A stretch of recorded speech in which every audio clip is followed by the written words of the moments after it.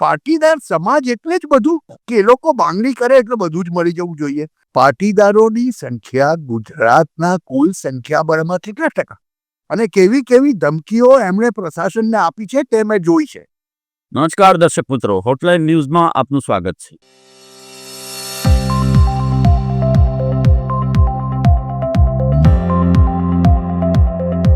સુરત શહેરમાં આજકાલ રાજ્યના મંત્રીઓ, ખાસ કરીને પાટીદાર મંત્રીઓના સન્માન સમારોહને લઈને વિવાદ ચાલી રહ્યો છે. આમ આદમી પાર્ટી દ્વારા આ જે સન્માનનો વિરોધ કરવામાં આવી રહ્યો છે, એની સાથે સાથે એવી પણ સૂત્રો લખવામાં આવ્યા છે કે આ જે સન્માન છે એ કરવા પહેલા જે સમસ્ત લેવા પટેલ સમાજની જે વાડી બની છે, લેવા પટેલ સમાજનું જે સંકુલ બન્યું છે, અહીંયા હોસ્ટેલ બની છે, એની FSI માફ કરવામાં આવે એ સહિતના બેનરો લગાવી અને આમ આદમી પાર્ટી દ્વારા દેખાવ કરવામાં આવી રહ્યા છે. કેટલીક જગ્યાએ બેનરોમાંથી સરદાર પટેલનો ફોટો કાઢી નાખવામાં આવ્યો છે, ફાડવામાં આવ્યો છે.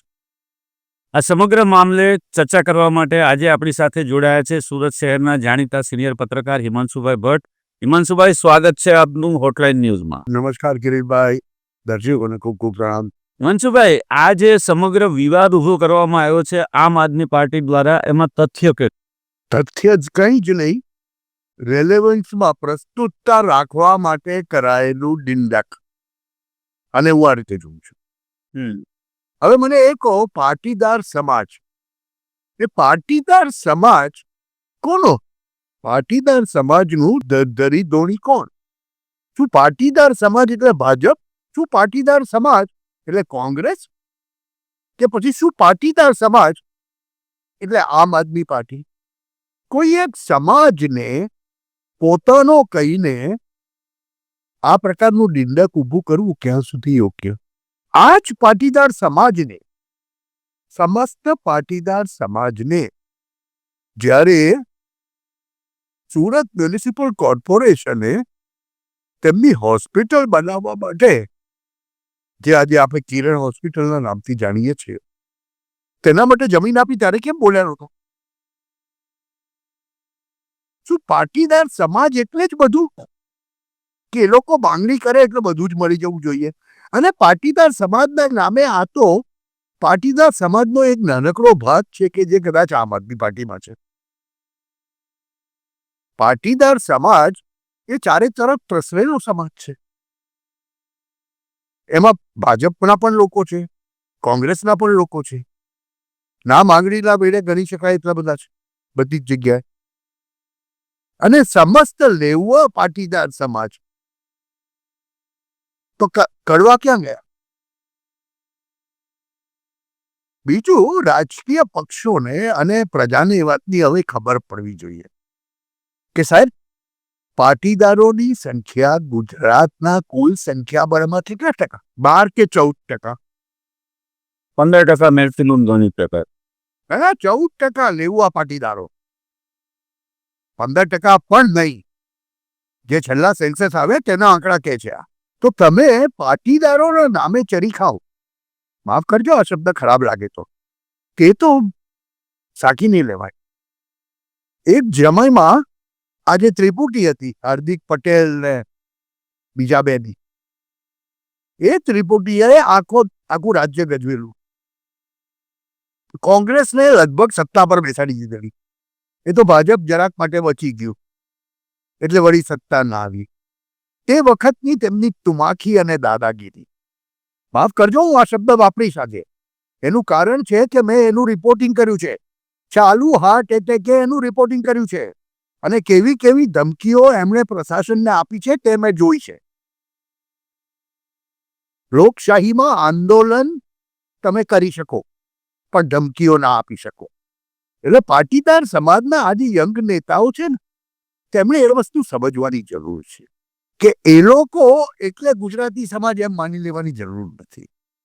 તે સમયે પણ અમને તો આટલી અનામત જોઈએ જ, તો બીજા ક્યાં જશે ભાઈ?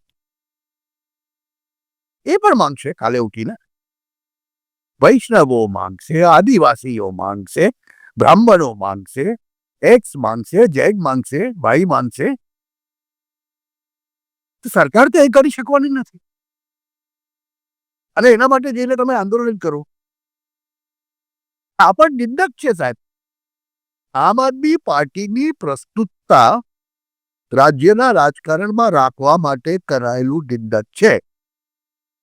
આમ આદમી પાર્ટીની પ્રસ્તુતતા રેલેવન્સ જેને આપણે કહીએ તે રાષ્ટ્રીય રાજકારણમાંથી ખતમ થવા લાગ્યું છે. આજે તમે ગમે તે કરો, દિલ્હીની ચૂંટણી હારી ગયા પછી અરવિંદ કેજરીવાલને કોઈ જગ્યા નથી આપતું રાષ્ટ્રીય મીડિયામાં ચમકવા માટે. એ જ રાષ્ટ્રીય મીડિયા અરવિંદ કેજરીવાલને અઢળક જગ્યા આપતું હતું જ્યારે દિલ્હીના સીએમ હતા ત્યારે. અહીંયા ગુજરાતમાં આવીને એ જ અરવિંદ કેજરીવાલ શું વાર્તા કહેતા હતા? હું કહું છું તે જ ખરું. નરેન્દ્ર મોદીએ એની ડિગ્રી ગુજરાત યુનિવર્સિટીમાંથી બોગસ રીતે લીધી છે. એવી તો વાતો કરતા હતા. જ્યારે દૂધનું દૂધ પાણીનું પાણી થઈ ગયું ત્યારે પછી એમને તકલીફ થવા લાગી. એ ગુજરાતમાં આવ્યા હતા અને એક રાત રોકાયા ત્યારે ગુજરાતની એક 5 તારક હોટલનું કેટલું બિલ આપના કાર્યકરોએ કેશમાં ચૂકવ્યું હતું? કોઈ મને એનો આંકડો આપશે? મને તો ખબર છે એટલે કહું છું. આજે બહુ મોટી મોટી વાતો કરો છો. હોસ્ટેલમાં બી એની FSI બાદ આપો. શા માટે? હા, જો એક નીતિ બનાવે સુરત મ્યુનિસિપલ કોર્પોરેશનનું ટાઉન પ્લાનિંગ ડિપાર્ટમેન્ટ એટલે સ્ટેન્ડિંગ કમિટી બનાવે કે મેયર બનાવે અને નક્કી કરે કે દરેક સમાજના બાળકો માટે હોસ્ટેલ બને તેને આટલી FSI બાદ આપવી કે બધાને FSI કેમ? પાટીદાર સમાજને જ જોઈએ, બીજાને કેમ નહીં?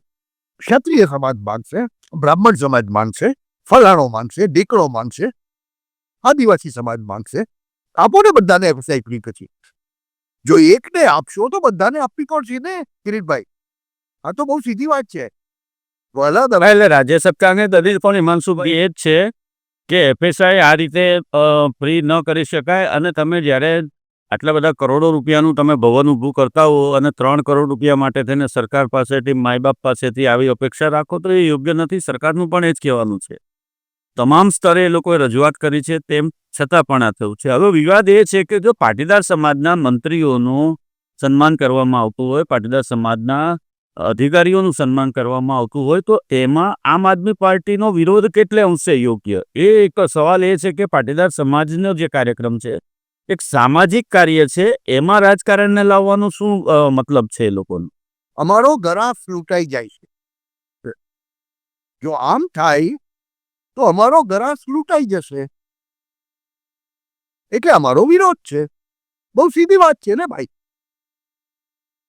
હવે તમે મને કહો કે તમે છો, હું છું, આપણો એક બ્રાહ્મણ સમાજ છે ફોર એક્ઝામ્પલ. હવે આપણા બ્રાહ્મણ સમાજમાંથી કોઈ 2-4 મંત્રી બન્યા હોય કે ધારાસભ્ય બન્યા હોય, એનું સન્માન કરીએ તો એમાં કયા બ્રાહ્મણને વાંધો હોઈ શકે? કોઈને ન હોઈ શકે ને, કોઈને ન હોઈ શકે. એવી જ વાત પાટીદારોની છે.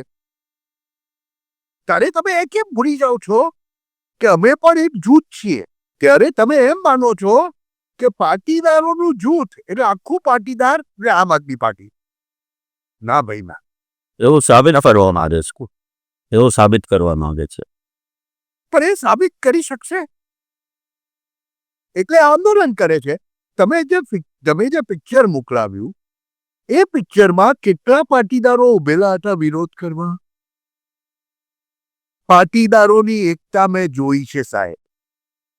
જ્યારે પાટીદાર અનામત આંદોલન સમિતિનું આંદોલન ચાલતું હતું ત્યારે વરાછાના કેટલાક વિસ્તારોને હકડે ઠઠ ભીડથી ભરેલા જોયા છે. એની સામે આ તો ગણેલા 5 લોકો છે. આ પિક્ચર જ ઘણી બધી વસ્તુઓની ચાડી ખાઈ જાય છે કે એને જન સમર્થન કશું જ નથી. કે સામાન્ય પાટીદારને હવે આ વાતની ખબર પડી ગઈ છે ભાઈ કે આ નિંદક છે અને આવા નિંદકો કોઈ ભરું થવાનું નથી.